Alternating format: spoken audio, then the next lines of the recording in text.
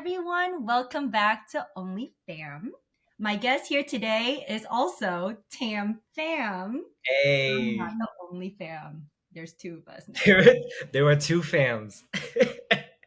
Probably the first time or the only time in your podcast recordings, probably. Yeah, probably. And it's so funny because we jumped onto this recording site and we are matching green on green. Unplanned. Cheers to that. Cheers to that. Of course, now we're matching cups too. Matching cups, matching everything. I have to say, this was not planned, which is crazy. So, a little bit of an introduction. I actually met Tam through Instagram. Everything Ooh. is just rhyming today. Or I yes.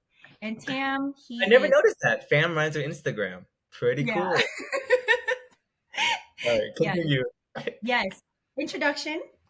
Tam, I have met him through Instagram. He is a writer, a community builder, and a bachatero. Most importantly, he is the founder of Bachata Library. I would highly recommend anyone and everybody to check it out. And with that, I just want to say thank you, Tam, so much for agreeing to doing this with me. And so happy to have you here. Oh, I'm happy to be here. I always like to be interviewed by my twin, so Yes. can't pass up that opportunity. Another fun fact, we're both from the same hometown, San Jose, California. We're sisters. We're brothers. We're just brothers and we're sisters. just related at this point. Yeah. And But we didn't actually meet until Mexico, which is funny enough. and we connected in Mexico City. What are the odds? I've been waiting to share this with you, and I guess I'll share it with the audience too. But Oh my my dad, gosh. I Okay. hung out with him one of these days, and he was like, "So, how's my other son doing?" I'm like, "Other son? Is there another brother I don't know about?" Wait, who is Okay. this? Sorry. My dad. Oh, your dad. Okay. Yeah, my dad. And he was like, "So how's my other son doing?" I'm like, "Other son? Damn, is there another brother I don't know about?" Bracing myself for like more truths. And my dad's like, the one, the Tam. He goes, Tam fam. And I'm Yeah, like, yeah. what do you know about him?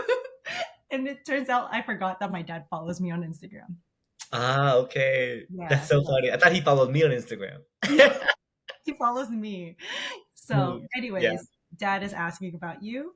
I hope you're doing Oh, great. tell dad that thank you for being part of my life, better than my other dad. I'm just Oh, joking. oh, damn. We heating up. We did it up. Anyways, that's spicy right there. I love that.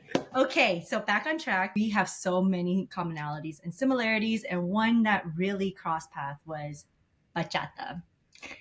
And Tam, I wanted to ask you just to start with, where it all stemmed from, like what brought you to bachata, and start from the beginning, like where the inspiration came from and why you love bachata so much today and creating Bachata Library and all. Yeah, I'm glad we can start here because it was in 2018, and I was just browsing random YouTube videos online, and I saw Maxi Solis. He's a dancer from Argentina dancing with Nahir, and they had this amazing dance. And then I just started watching all of like this guy's dance of bachata dances, and I was like, man, this guy looks so. Can we cuss on here, by the way? Yeah, fuck yeah. Okay. Why This the guy fuck looks not? so fucking cool. There was like a line of women like waiting to dance with him, and he just looked good and having fun and like enjoying the music and all these different videos. And I was kind of like a shy like nerd, really insecure, didn't like myself, wasn't really like good with women, at that point just yet. And I was just like not in a good place, and I wanted to feel what they were feeling. Not even just him, but the women. Everyone looked like they were having fun. And I was like, man, everything about that terrifies me. I'm scared of moving my body. I'm scared of dancing the music I don't know about. I'm scared of dancing in front of people that are like, attractive and cute. And I'm like, all of that was like a living hell. But I'm kind of one to always like lead into my fears. So in 2019, I begged my best friend to please accompany me to my first ever bachata class. And there I learned that it was okay. I didn't die. The class went just okay, and I wanted to keep on improving and improving, but I was just really freaking scared. It was such a scare. Like I was terrified of everything about bachata, And so my progress was like quite slow. I only went to like one class a month, and maybe two classes a month after a while, and then maybe three classes a month, and then eventually three classes and a social. And I remember socials, I was so scared to like. And for those who don't know about socials, that's when you go to a dance event and you dance with everyone in the room or like anyone you want, and there's no choreograph, there's no teacher telling you what to do. It's mostly just you making a bunch of moves and trying to have a connection with the partner. That terrified me as heck too. So the theme, and generally speaking, is that I was freaking scared out of my butt to do any of this stuff. But over time, I slowly got better and better and better, and everything was going great until honestly COVID happened, and then it kind of like shut down all my all my progress. But I reignited the journey back when I moved to Mexico in 2022 or 2021, I believe, and that was Mm. when I quit my job to like really focus on bachata. I was like so dedicated to like getting better because although I was like practicing at home, practicing for that first year, going to all these classes, I wasn't actually improving, which sounds kind of strange, but in bachata, and we can go on a whole tangent about this, like in classes you don't learn the fundamentals. You learn a bunch of fancy moves and maybe some a little bit of technique sprinkled here and there, but mostly just choreography, and you don't learn a lot of the foundations, the essential body movements, physicality, connection, and all these really important building blocks that accompany that encompasses bachata. So I was kind of like not really improving on the way that I wanted to, and I was like, why is there no curriculum? Why is there no structure for this? Hence the reason why I created Bachata Library, which is a course that I made for beginner dancers. But we can talk about that a little bit later. But in a nutshell, that's like a kind of a journey. I quit my job, trained hard, moved to Mexico, moved to Spain, moved to Toronto, and just try to soak up as much bachata knowledge as I could. And I was having so much fun in the process. I was like a scientist trying to analyze how, exactly step by step how to master this art. And I feel like after 5 years, I'm a pretty decent dancer now, and I'm very happy with the progress. But I was just really frustrated at the learning curve of it all because it was just so unorganized and chaotic, and not anyone focused on what really mattered, which were the fundamentals and all those other things I mentioned. So hence my project today and where I am now in Mexico. Whoa, Tam, what a freaking journey. First of Well, the all, shortened version, yeah, but yeah, no, it's very beautiful. And I think you summed it up so beautifully. And there's a lot that I was taking mental notes on that you mentioned. I also want to share a little bit of my little salsa bachata story. Similarly to you, well, first off, I will say that salsa was actually my first love. nice. And that dated back in 2015 when I was in Cuba. And I didn't Oh, realize what I was witnessing was Cuban salsa. But fast forward years later, which was January of 2023, I actually took on my first salsa class. And bachata just happened to be right there just next to it. conveniently for me to also fall in love with. Um, but even like before that, joining the class, I was also in my basement in Iowa, of all places, Wow. on like on YouTube videos trying to learn bachata and salsa. But I realized like I wanted to actually dance with a partner because, like you, I was on Instagram, social media, watching all of these dancers do the dance, looking like they're having so much fun. I want to Yeah, have fun too. I want to So have fun too. Yes. that was where it all started for me. So technically, it was December of 2022, but more formally, um, January of 2023. So it was last year. Wow. Yeah. Wow. But Cuba started it all. It was a spark. Yes. Just seeing how much people had so much fun, the interaction, the music, the welcoming environment. I just love that. And it just matched my energy. And that was in 2015. That was a while ago. A while ago, yeah. Yeah.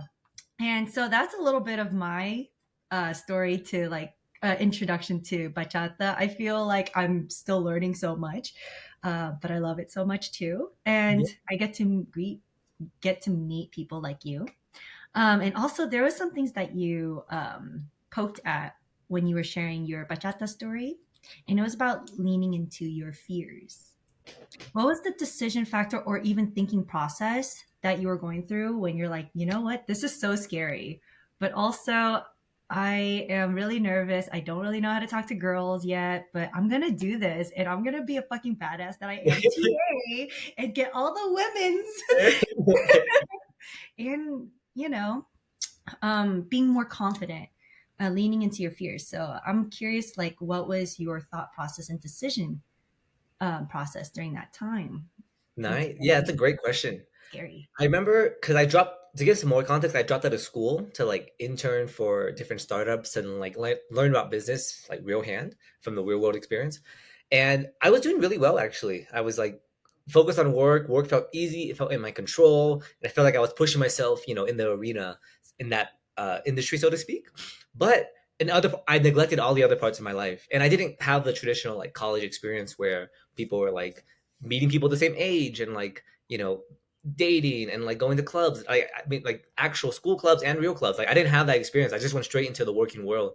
So that I grew up kind of fast in that sense, but all the other parts of my life wasn't developed. And dating was one of them. Having interesting hobbies outside of work was one of them too.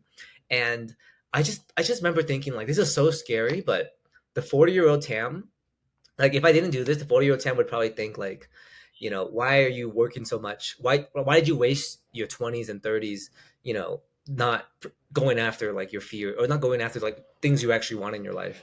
And I just didn't want to live with that regret. And I knew that it was the right thing to do. So I did baby steps. I just said, let me just go to one class first. Let me just go to one class. And then that one class became two and then three and then so on with my story. But it was just all little steps made me in the right that made me push me into the right direction, that made me do it. But it was mostly just like regretful, like what is that called, like minimizing regret framework, where like I just don't want to live a life where I wish I would have done something. Instead I should just do it, even though it sucks. Yeah. Why is that important to you, though? I so actually this necklace is it says memento mori on it. It's a Stoic philosophy, but it's essentially a reminder of death. Every time I put this on, Mm, I'm gonna die, yeah. and I can die at any moment. And every time I go to sleep, like my bed's next to me. Every time I go to sleep, I go to sleep, and the last thing I tell myself is tomorrow morning I might not wake up. And if I go to sleep and I feel like I had a really great day and I just did everything I wanted and I didn't have any regrets, I would be very okay dying and not waking up.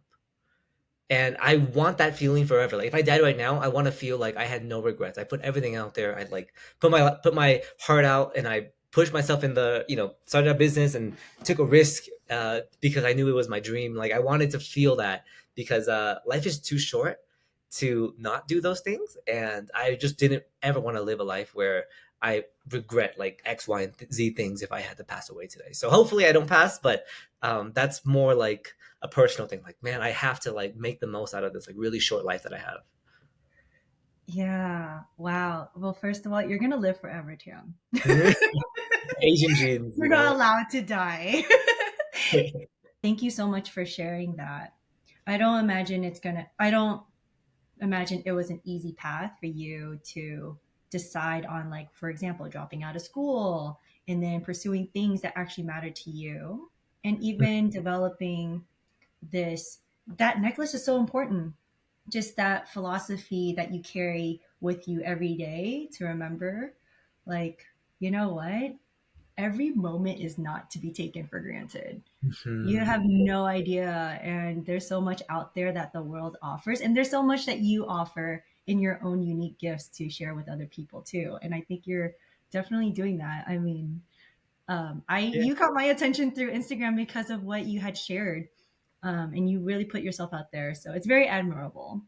Oh, I will appreciate. Wait, did you find me through the blog, or how did you find me first? No, let's see here. That's a good question. Let me think back.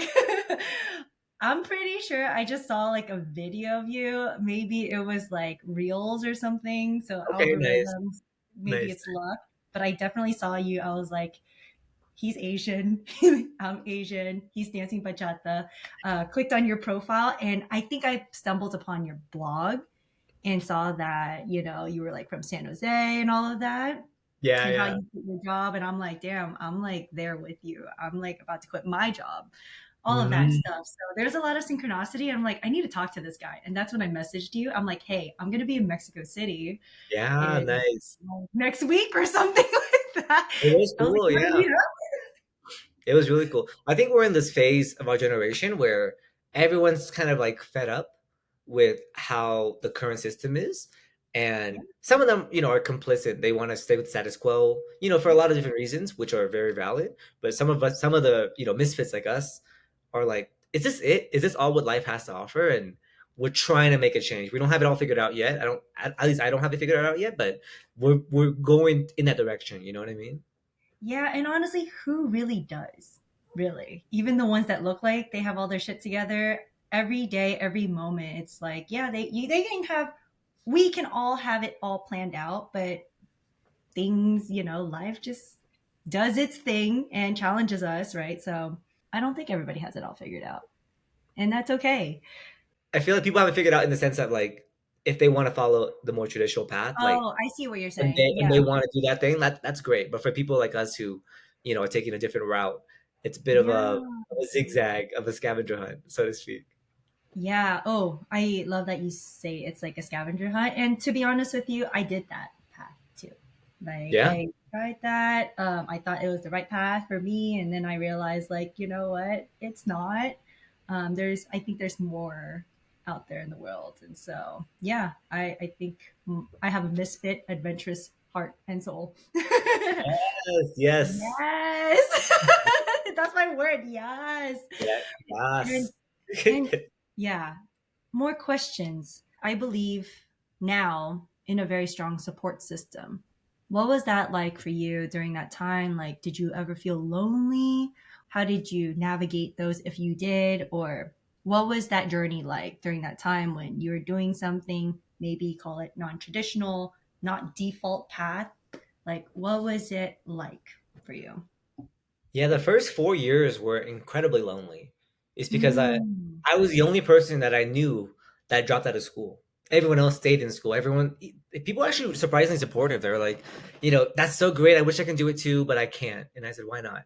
My parents don't approve, blah, Mm. blah, blah, X, Y, Z. I'm like, yeah, I have all the same reasons too, but I'm still doing it. So I don't get why you don't do it too. Anyways, I didn't have any friends my age who was on this journey, and everyone who I was my age, I just didn't relate to them. They said, "Oh, I have this midterm, I have this, drama in this or this relationship," and I was like, "This is all so stupid. Like, it's all just very low, like items of importance." And I was like, there's so many other bigger things that I feel like we can be working on or learning or like be curious about. And I just didn't find those people. My friends were mostly people at least 10 years older than me who were like my mentors or like coworkers who were like at least 5 years older than me. But during that first 4 years, it was just me going to so many events, so many conferences, so many meetup groups just to find my people. Eventually, after like 4 or 5 years, I found a really good core group of people. They're all older than me still, um, like 5, 6 years older, but at least they like took me in. They like related to me. We formed a little kind of family, so to speak, and it was freaking awesome. But in the first 4 years, it was like incredibly lonely because I didn't have any. I maybe had like one or two people that can like really bounce off ideas with, but nowadays it's much more commonplace and easy to find those people thanks to the internet, thanks to how normal it is to like start a business online and all these things. So uh, Mm. I definitely felt like the void of humans, but now I found my group of friends. I found bachata, which opened a whole other group of friends, and I feel the most connected I ever felt in my life. But in the beginning, oh, it was very, very lonely. Oh, you hit on a nail I actually want to address. We're talking a lot about like core friend groups, the loneliness, and finding like the right even community to feel like belonging in. Because I see you as this really admirable person that really knows how to bring a community together. Because I went to Mexico City not really knowing anybody, and I was just ready to be friends with the roommates that I Yeah. was sharing my Airbnb with. I didn't really think about making friends, to be honest with you. And I'm Yeah. extroverted. I'm like, no, I have very strong introverted tendencies too. So I was like, nope, I'm gonna be in my room. This is like my self care trip. Journey. Yeah. Yeah, journey, right? Yeah, but meeting you, you were not only like so friendly and welcoming, but you also introduced me to people in the community, the dance community there. And speaking of belonging, it was just like that. I felt so accepted. Oh, And so yay! I'm glad. and so fast. So I wanted to ask you, since we're segueing into like the community topic here, is like when you had those core friend group, during the time when you felt like, like you didn't feel like you belonged because everybody was like in school, dealing with drama, like whatever it is that was going on that was like traditional, you know what I mean? Like, how did you find those core friend groups, and what were maybe qualities that they shared that maybe aligned with your own values for you to call them even a core friend group? Yeah, I guess with Mexico City, it was more organic, and I Mm. felt like I actually have different opinions. I used to have different opinions when I was younger because I had a very strong set of like core values. Like my core values was like we go, deep conversations and we are kind and loving and like all these very lavish values that I abide to. But however, after traveling and going to other places, I'm like, wow, not every single conversation has to be deep. Not every friendship has to be a best friend, like on the path to a best friendship kind of feeling. Except for It us. could just be except us, yeah, exactly, except us, with the exclusion of the fans. Yeah. Yeah. Yeah, friendships comes in all shapes and sizes, and I was more open to that as I like grew older and I started traveling more. And I felt like I had a core group of friends. We were like super deep. We can like tell each other like our deepest vulnerabilities. If I needed help, they could pick me up break me out of jail wherever I was, and like um, be there to support me, and be there also for the wins too. Part of friendship as well. Like not every friend has to be like your closest friend. Like I have friends who were like somewhat close, but they've seen me go through this whole evolution of like the last 8 years or so, and that's really special to have someone be a witness to all these different friendships. So to keep a long story short, there's so many different kinds of friendships out there, and I value a lot of those friendships. And when I'm traveling, like in Mexico City, I already know a lot of these people are transient, including myself.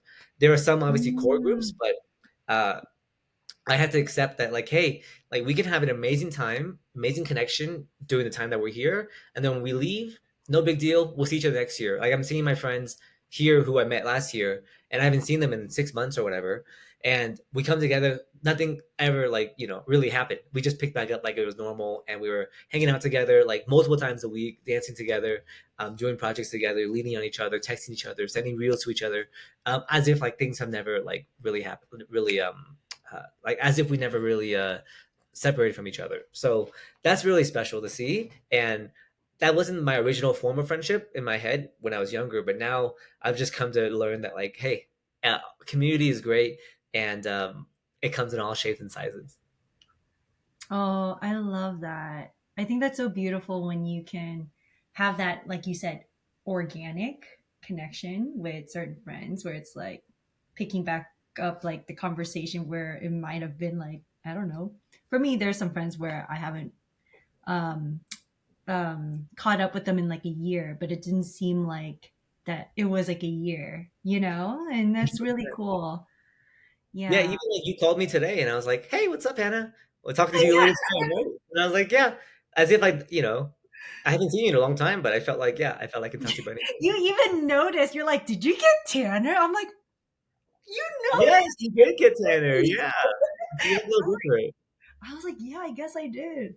My mom was like, my mom saw me. She's like, oh, you're getting too dark. You know how like, you want it Oh to be like no. lighter, but I like being tan. So Yeah, it's it's the Asian, like they I want to be know. more basically. I don't really care. I like being tan. I love the sun. I can't escape from it.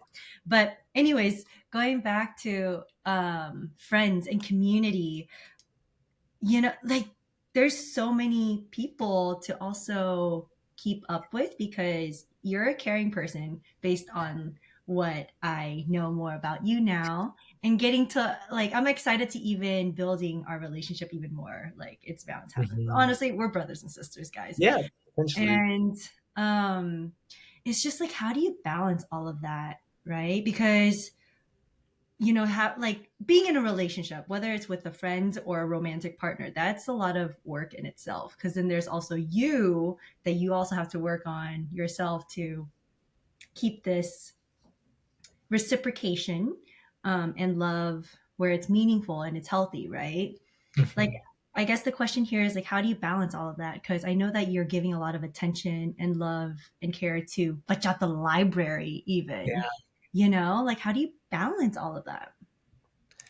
In the beginning, it was quite difficult because I was Yeah. such a people pleaser. I wanted to say yes to Oh, everyone. I wanted to hang out with everybody. I wanted to invest in all the friendships I had. But yeah, that's really great in the beginning stages of building a community. But when you're in the yeah. later stages, it's more just picking a few people who like you want to, you know, go the extra mile for. And then everyone else is kind of like in that second tier of friends. Not to say that someone's like better than the other, but it's more just like you only have a limited amount of time to give to to dedicate to your friendships. Uh, you have to optimize essentially for it's a trade-off, of like who to prioritize, who not to prioritize. And so for my closest Mm. friends here in Mexico City, like I would, buy them a birthday cake, get them candles, organize a dinner for people, or whatever those like things are. But I won't do that for every single person because I just don't have the energy or the space. And another thing I did a lot more of when I got older is like setting firmer boundaries. So I would legitimately say like, hey, Mm. like I'd love to hang out with you. I'm really busy with all my my current workload or the current amount of relationships I already have in my thing. Is it cool if we just meet in group hangouts? I actually had like friend breakups because of this, because they're like, oh, I felt like we were closer before, but now we're not as close, and I have to apologize and be like, hey, like, well, one, first of all, like I didn't feel as close to them as they felt to me because I think I had more friendships who are deeper and they're not used to having that. So it felt like I was their close friend, even though I didn't feel the exact same intensity of friendship. And two, I'm just like, hey, look, I have a lot of friends. Like, I can't do a one-on-one dinner like once a week with you. Like that's kind of a lot to ask for, and not something I really want to do with you specifically too. So I've had a couple of hard conversations, and I'm not afraid to have those conversations as I used to be. So setting boundaries and like just choosing what friends to prioritize. I think that's really important and actually really healthy to preserve not only that friendship, but your own mental peace.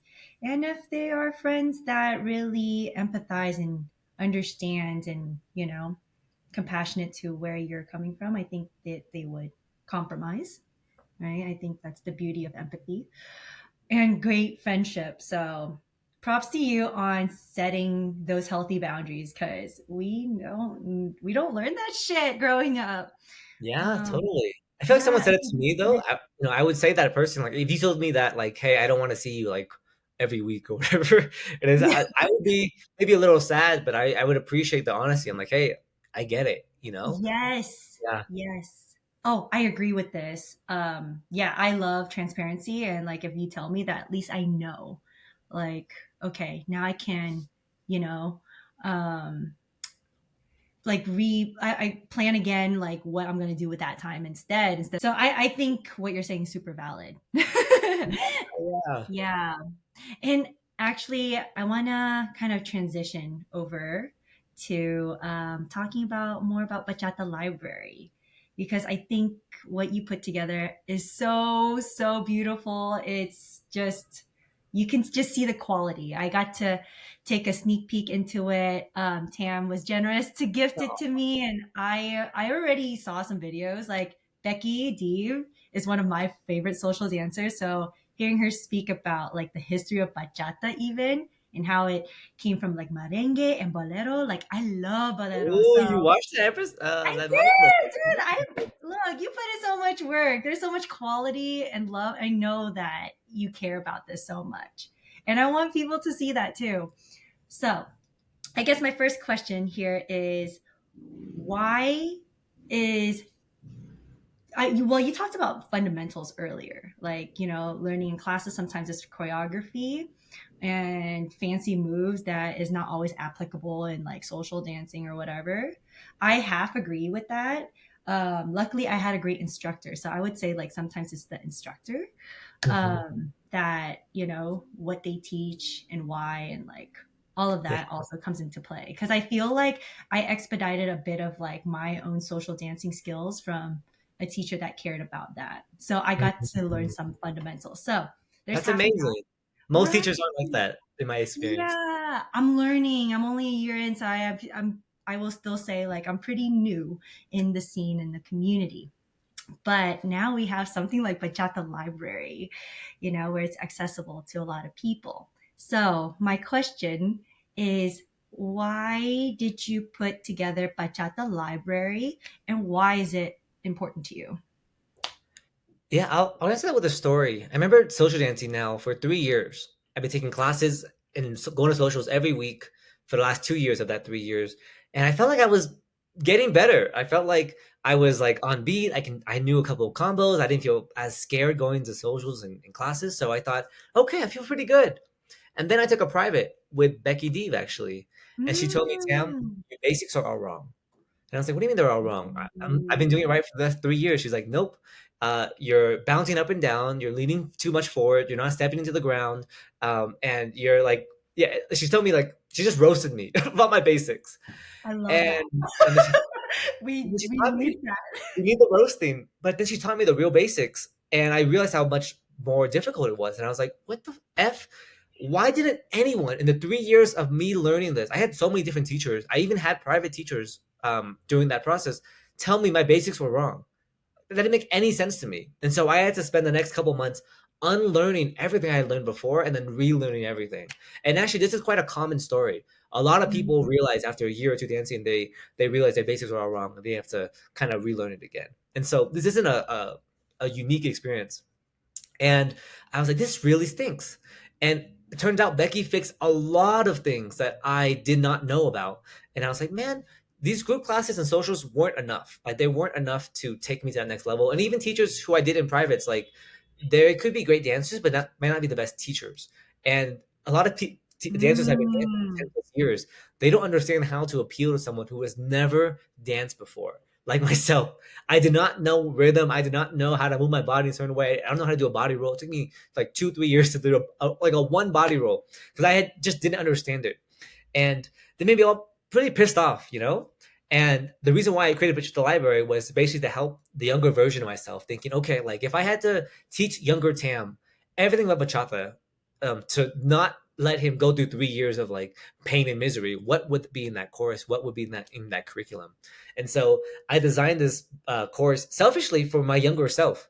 I wanted to make it as good as you see it now because I'm like, I want, the best learning experience for this younger me. And that's why it's so important. Like, I feel like a lot of people can benefit from this because I just feel like the current meta of the bachata education world has not caught up to the standards of what I'm used to. And I just love learning. I'm obsessed with the learning process. And so it was really fun for me to make this. And also, I think it would be really useful for people. So it's everything I wish I knew, uh, that I wish I had known when I first started. Oh my gosh, that is so cool. Thank you. Oh my goodness. I love that so much. Thank you for sharing that. You love my 3 years of pain and misery. Nice. Oh man. Speaking of basics, there was a time when, I needed this.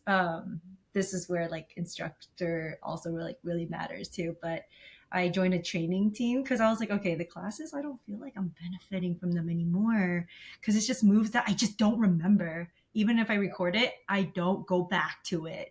Yeah, I just yeah. have like this album of like videos. I'm like, oh, I'll watch it later. But it's been a year now and I haven't seen it. Um, yeah, it's just like learning live and yeah. So when you're talking about basics, there was a time when I was on a training team and we spent an entire hour on basics. Mhm. And I didn't, I was frustrated. I was like, I did not pay money to just do Do one basics for hour, an yeah. hour. And this class is like 2 hours, but it was exactly what we all need. Yeah. So props to Becky for roasting your ass Maybe. because we need it. No, and honestly, I don't blame anyone. It's just the No. incentives for group classes and social, they don't appeal. Like the incentive for a teacher as a group class, because now I'm a teacher too. The incentive is to make the class fun and exciting, so that students come back again next week. And to make it fun and exciting, you want to teach them cool, fancy moves so they can try it out and feel like they actually improve on something. If you were to teach 1 hour of basics or 30 minutes on spins or, 30 minutes on something abstract like connection or musicality, people would feel like it's a waste of money. They wouldn't feel like they learned a lot, even though a lot of these things take time to develop. So they default back to the cool moves because it sells better. And I don't blame them. It's a business, and that's what sells. But think there could be both. Oh yeah. And I have to add on to this too. And I think that's why the Bachata Library is so awesome and is so beautiful is because there's the community aspect to it. And then you also have like Becky as like an instructor on there, and a lot of people also follow her, are inspired by her work.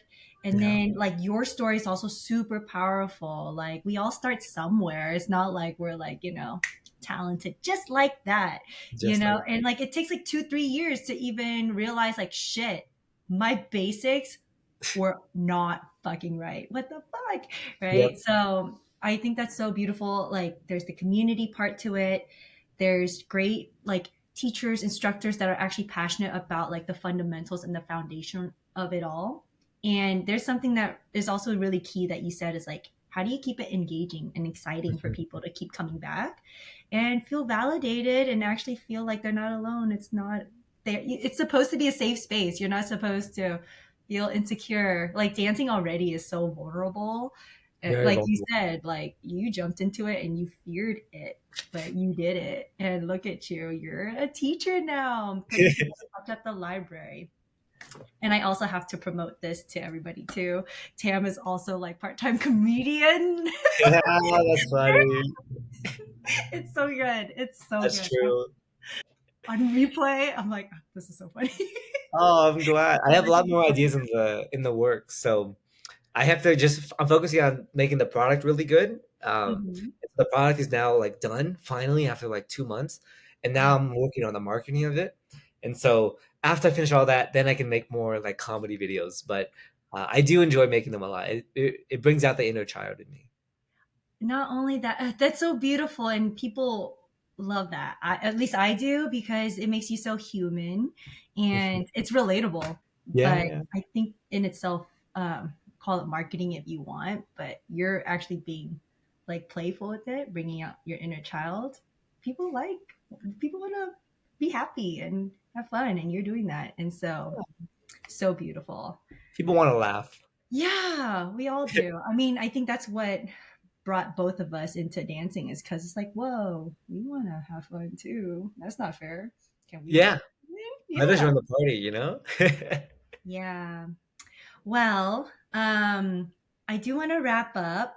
And, the final question that I have here for you is, if there was one thing that you would like people to take away from Bachata Library, what would that be?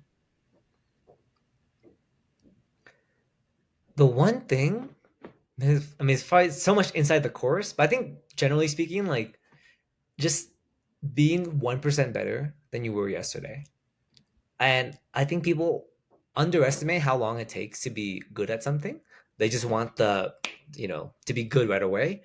When in reality, like for everyone has different experiences and backgrounds. So for me, it took me 2, 3 years to learn a body roll. It could take you, a week, but it takes me, very little time to learn footwork. And that might take you, 2 years or whatever it might be. So everyone has their own strengths and weaknesses. And I just think that whenever we're thinking about like what to work on. Like we need to work on what we're bad at and just be kind to yourself and just be 1% better than you were yesterday. And if you continue to do that every single day, it obviously will compound and you'll be infinitely better than you were before. But yeah, just that journey is unique to everyone, and I think everyone should just play on their own timeline and play their own game. Oh, that's so beautiful. I think that's even applicable to life, like in anything you do. It doesn't have to be dancing. Yeah, I So, agree. yeah, thank you for sharing that, Tam. And could you share like where we could find you in Bachata Library? Yeah, of course. We have a free training series in Bachata Library. It gives you a free preview of a lot of the core modules like the foundations, essential body movements, musicality, connection, and how to learn bachata like fast. So that's all free in the free training series at bachatalibrary.com. But feel free to say hi to me at tamfambachata, and maybe OnlyFam can link it somewhere in the Yeah. description. Oh, it'll be all there. It'll Only be all fam. there. We're not. Yeah. I'm not the only fam. He's a fam too. But yes, Only. everything will be wherever it's going to be on Spotify and YouTube, where you'll find OnlyFam. That's Um, very exciting. yeah. Well, I'm excited for you in this podcast. So thank you for your time and for the great conversation. Yes. Thank you for your time. We just talked about how busy it is to balance everything: friends, work, community, love, life, all of it. So Yeah. I appreciate this so much. Thank you for spending the time to talk with me and share your story and our Yeah. love for bachata. Maybe that'll be another episode on like how, more about bachata. But you know what? You can find that on Bachata Library. Oh, Um, so nice. yeah, thank you for listening. I hope that you liked this episode. All the details for Bachata Library and where to find Tam will be on the links below in Spotify and YouTube. Thank you again, and I hope to see you back here soon, here at OnlyFam. Thanks. Bye.